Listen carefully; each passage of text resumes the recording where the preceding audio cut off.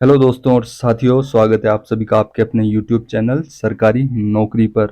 आज हम बात करने वाले हैं राजस्थान हाई कोर्ट एलडीसी के अगले चरण के बारे में। अगला चरण मीन्स आपकी टाइपिंग हो चुकी है, डॉक्यूमेंट्स वेरिफिकेशन की डेट आ चुकी है और डॉक्यूमेंट्स वेरिफिकेशन भी लगभग पूरा होने ही वाला है।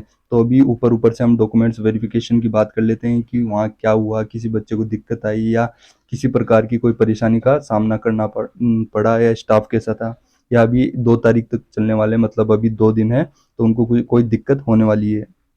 तो जो मैंने बच्चों से बात की है वहाँ जाके और वहाँ जाके देखा भी है, तो ऐसी किसी प्रकार की कोई दिक्कत नहीं आ रही है। सब बच्चे अच्छा बता रहे हैं कि वहाँ सपोर्टिव स्टाफ है।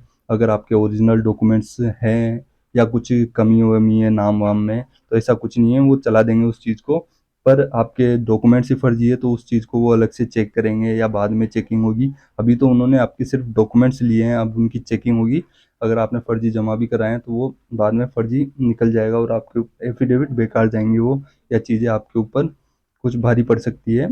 पर जिन जो डॉक्यूमेंट्स आप ओरिजिनल लेके गए हो और पूरी ईमानदारी से गए हो और आपकी कोई डॉक्यूमेंट्स में कमी भी है, तो वो वाली कोई दिक्कत नहीं है। पर आपके डॉक्यूमेंट्स ओरिजिनल होने चाहिए, फर्जी काम कुछ भी नहीं होना चाहिए। और डॉक्यूमेंट्स वेरिफिकेशन सबका अच्छा है, अच्छा ही जा रहा है। एक दो डॉक्यूमेंट्स में कमी होने से कोई मतलब वाली बात नहीं है, मतलब उनको इतना स्ट्रेस लेने की ज़रूरत नहीं है, वो क्लियर कर देंगे उस चीज़ को या बाद में आपसे वो डॉक्यूमेंट्स ले लेंगे। तो चलो चलिए, डॉक्यूमेंट्स वेरिफिकेशन के बाद हम बात कर लेते हैं एक बार इसकी सैलरी के बारे में। प्रोबेशन में सैलरी क्या रहेगी और आफ्टर प्रोबेशन उसके बाद क्या सैलरी रहेगी, आपकी वर्क प्रोफाइल कैसे रहेगी, प्रमोशन क्या होंगे, या आपका फ्यूचर क्या होने वाला है इस नौकरी में, आपको आगे तैयारी करने का मौका मिलेगा या नहीं मिलेगा, आपकी लाइफ कैसी होने वाली है इसमें, इस पर चर्चा करने की ज़रूरत है। क्योंकि आप एक ज़िंदगी के नए पड़ाव में जाने वाले हैं, तो इस पड़ाव के बारे में आपको पता होना चाहिए, आपके डिसीजंस क्या होने वाले हैं। तो पहले इसकी एक बार सैलरी की बात कर लेते हैं। पहले प्रोबेशन पीरियड, आपका 2 साल प्रोबेशन पीरियड चलने वाला है। ज्वाइनिंग के बाद से 2 साल तक, मतलब आप 2025 तक, मतलब अगर आपकी जुलाई में ज्वाइनिंग हो जाती है 2025 जुलाई तक आप प्रोबेशन पीरियड में रहेंगे। तो इसमें आपको बेसिक सैलरी कितनी मिलने वाली है, 14,600, जिसमें से 14,600 में से आपका जीपीएफ कटने वाला है 700 और आरजीएचएस मतलब राजस्थान गवर्नमेंट हेल्थ स्कीम 265 रुपये कटने वाले हैं। और टोटल इस प्रकार से आपके 965 रुपये कटेंगे। जब 14,600 में से 965 गए तो आपके 13,635 रुपये आपको मंथली ये इनकम होने वाली है प्रोबेशन पीरियड के दौरान। आपको प्रोबेशन पीरियड में फिर से बता देता हूँ, 13,635 रुपये के लगभग आपको ये चीज़ मिलने वाली है सभी के लिए। इसमें कोई शहरी क्षेत्र या डीएनएस अलाउंस होम अलाउंस कुछ नहीं है ऐसा। सिर्फ आपको बेसिक सैलरी मिलने वाली है और आपके ये चार्ज कटने वाले हैं जीपीएफ और आरजीएचएस, ये कट कटा के आपको 14,635 रुपये मिलने वाले हैं। ठीक है, अब बात करते हैं हम आफ्टर प्रोबेशन पीरियड के बाद में आपको क्या सैलरी मिलने वाली है। तो आफ्टर प्रोबेशन आपको बताइए 2400 पे ग्रेड की नौकरी है आपकी एलडीसी।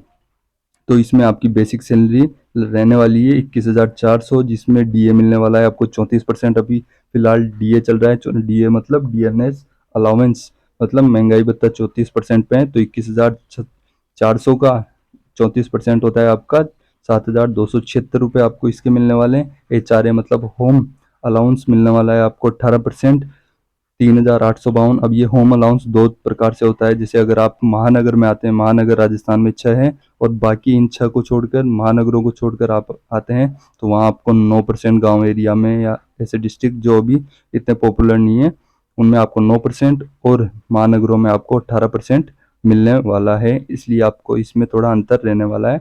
अगर 18% मिलेगा तो आपको ये मिलेंगे 1900 के समथिंग 9% पे, और 18% रहेगा तो 3800 है ही।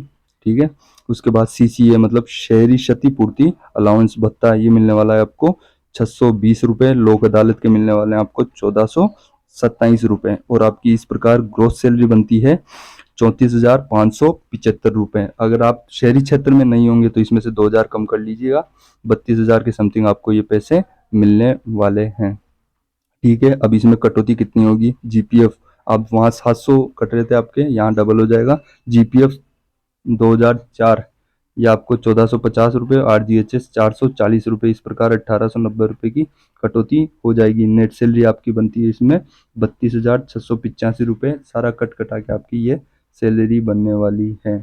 अब इसके बाद हम बात करने वाले हैं एलडीसी वर्क इन सबऑर्डिनेट। मैं आपको इसमें सैलरी में आफ्टर प्रोबेशन की सैलरी में एक बात बता देना चाहता हूँ। जो RSMSSB वाली एलडीसी होती है उसकी सैलरी इससे एक इंक्रीमेंट कम होती है। इसका जो हाई कोर्ट एलडीसी में ये फ़ायदा है उन बच्चों को कि उनका प्रोबेशन में ही एक इंक्रीमेंट ज़्यादा हो जाता है, इसलिए उनकी सैलरी जो सरकार वाली एलडीसी है उससे ज़्यादा होती है। यह फ़ायदा आपको रहने वाला है इस एलडीसी में, मतलब उनसे आप आगे रहोगे। जो आपसे उनका एक या दो इंक्रीमेंट लग गए हैं जिनके अभी 2018 वाली वैकेंसी में, ये सरकार वाली में, तो उनके बराबर आप लगभग बराबर आ ही जाएंगे। ठीक है, अब इसकी बात करते हैं हम वर्क प्रोफाइल की कि इस एलडीसी के क्या क्या काम रहते हैं। तो कोर्ट में देखिए आप, ये 4-5 डिपार्टमेंट रहेंगे आपके अलग अलग। पहला होगा क्रिमिनल एलडीसी, फिर होता है बयान बाबू, नाजिर, सिविल और CIS। ठीक है, ये लगभग 5 डिपार्टमेंट होते हैं। अगर कोई मारपीट वाले केस आते हैं तो वो जाते हैं आपके क्रिमिनल एलडीसी के पास में।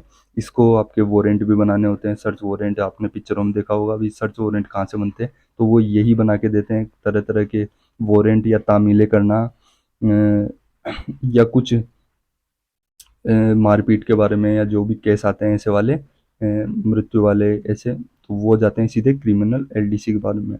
फिर आता है आपका बयान बाबू। बयान बाबू हमेशा जो मजिस्ट्रेट होता है उसके साथ बैठता है। जो भी बयान लगते हैं आदमियों के, देखा होगा आपने, बयान देते हैं एक दूसरे को, भाई ये हुआ था ये नहीं हुआ, तो वो बयान को लिखने का काम करता है एलडीसी बयान बाबू वाला। नाजिर, नाजिर आपका सैलरी बनाने का काम करता है। जो भी डिपार्टमेंट में कैशियर होता है, मतलब भंडारण होता है पैसों का, उनको संभालने का, लेखा जोखा या कैश का काम, या डिपार्टमेंट की सैलरी बनाना, वर्कर्स की सैलरी बनाना, इस काम को नाजिर एलडीसी द्वारा किया जाता है। चौथा आता है आपका सिविल एलडीसी। जितने भी जमीनी विवाद या प्लॉट से संबंधित या स्टेबल जो भी प्रॉपर्टी होती है उनसे समथिंग जो भी विवाद आते हैं वो सिविल एलडीसी के पास आने होते हैं, तो वो कार्य सिविल एलडीसी द्वारा किया जाता है। फिर आता है CIS। CIS का मतलब होता है कंप्यूटर इंफॉर्मेशन सिस्टम।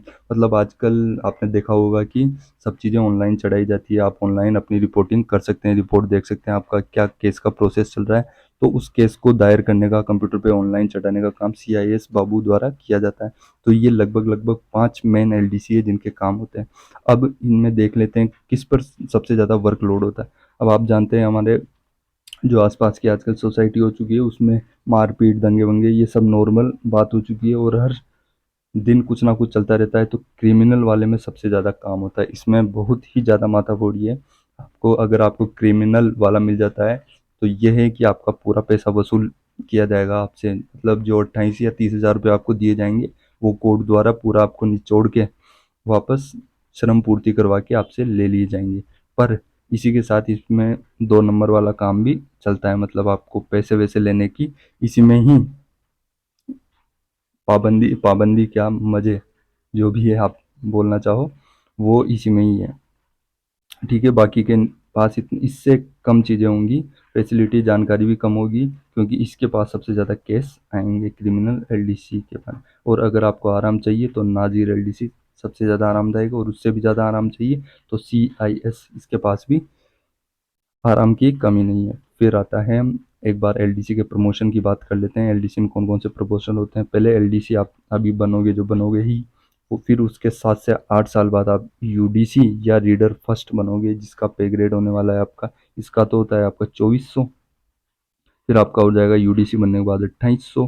फिर आप बनोगे 6-7 साल बाद रीडर सेकंड, उसका पे ग्रेड हो जाएगा 3600।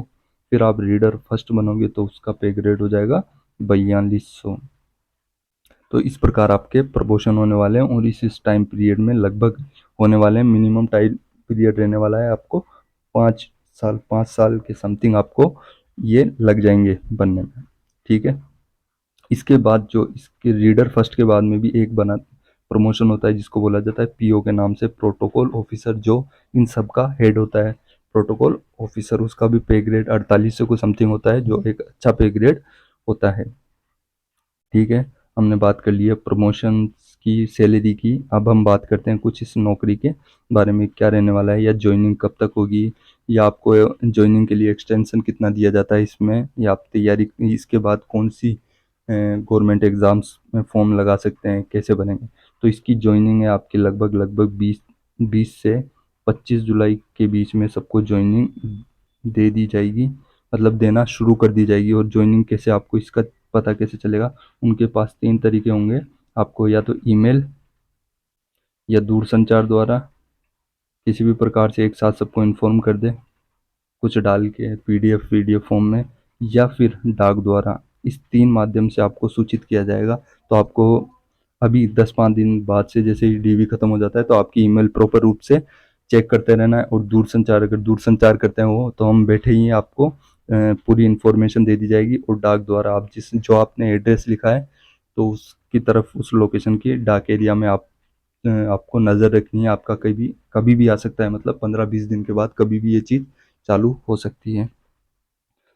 तो इसी के बारे में हम बात करते हैं। थैंक यू, धन्यवाद। अगर वीडियो अच्छा लगा हो तो इसको, चैनल को सब्सक्राइब कीजिए और चैनल को, वीडियो को लाइक कीजिए।